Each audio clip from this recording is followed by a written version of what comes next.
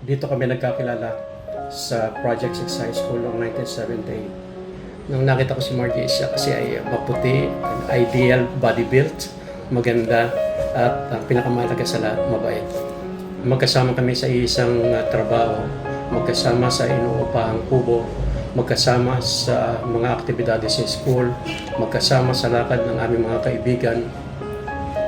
At dahil dito, nalapit kami sa isa't isa.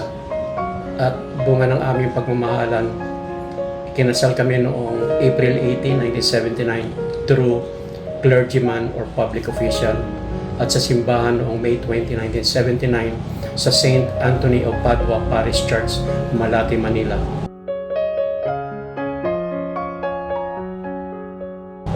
Nagkaroon kami ng 6 na anak, 4 na babae, Joanne Jennifer, Jensen, and Joresa, at 2 lalaki, Mark Joseph and Michael James.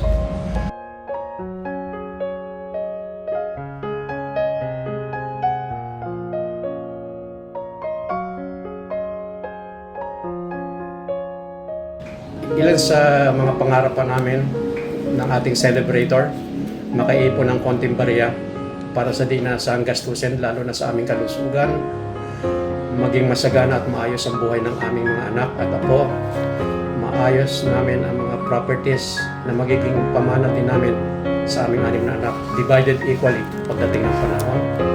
Mapanatili ang magandang relasyon ng aming mga kapatid, relatives, and friends, at makapunta lahat ng aming 6 na anak at apo at magkasama-sama sila sa Amerika.